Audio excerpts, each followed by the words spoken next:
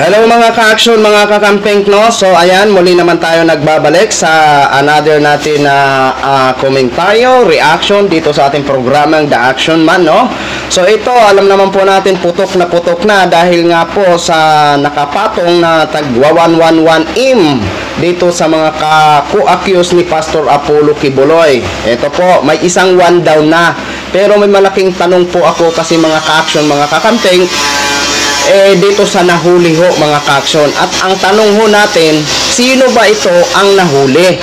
'Di ba? Sino ang nahuli? Ito ba ay kasali sa mga may patong na 1 million?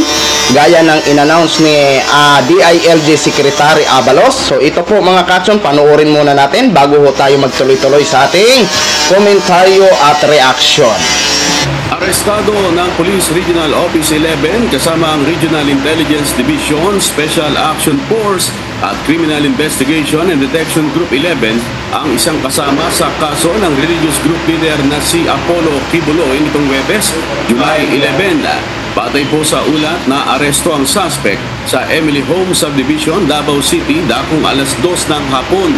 Ang suspect na nakalista bilang top 6 regional most wanted person sa Region 11 ay wanted para sa krimen na trafficking in persons. Sa kasalukuyan, nasa kustodiya na ng Buhangin Police Station ang naarestong suspect para sa tamang dokumentasyon. So yun na ho mga ka-action, mga kakamping, no? Ayan, co-accused ni Pastor Apollo Kibuloy. Ang tanong po natin dito mga ka-action, bakit hindi sinabi sa report kung sino po itong most wanted na ito ng Region 11 sa Davao ho mga ka-action? By the way, bago ang lahat, congratulations mga PNP. Di ba? Yun lang po ang malaking tanong kasi natin, kung siya ba ay kasama na may patong na tag 1M sa mga kasama ni Pastor Apollo Kibuloy na may mga kaso, at sino po ito, 'di ba? Yun po yung tanong natin, 'di ba? Bakit hindi po pinangalanan nang sa ganon malinaw sa atin na mga nanonood o nakiki-update sa kasong ito, 'di ba? Sino po ito? Baka mamaya kasi iba naman ang iisipin ng mga kaibigan natin sa kabila. 'Di ba? Baka sabihin naman nila fake naman daw kasi walang video, walang pangalan. Yun yung magiging mindset ng mga kaibigan natin ng mga vlogger sa kabila 'Di ba? Papalabasin naman nila para may accomplishment niya, 'di ba?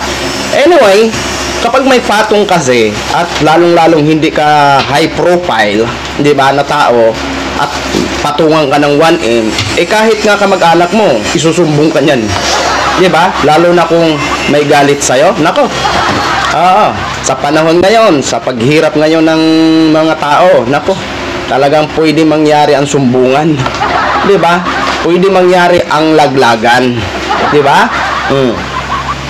Yan lang po ang malaking tanong natin dito. Pero thank you so much po sa mga PNP ng Region 11 ng Davao, ha. Congratulations po.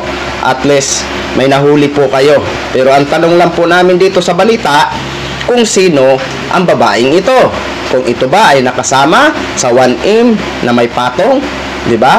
Sino po ang pangalan niya? Ano ang pangalan niya? Yun po ang tanong natin mga ka-action, mga kakamping, para malinaw ho sa taong bayan kung siya ba ay part ng may patong na 1 million para maaresto, 'di ba? Yan lang po, napakasimple lang po ang tanong namin, no? Karapatan din po namin malaman kung sino po ang nahuhuli, 'di ba? Alright. Yan lang po muna mga ka-action, ang latest update. Gin-share ko lang ho sa inyo.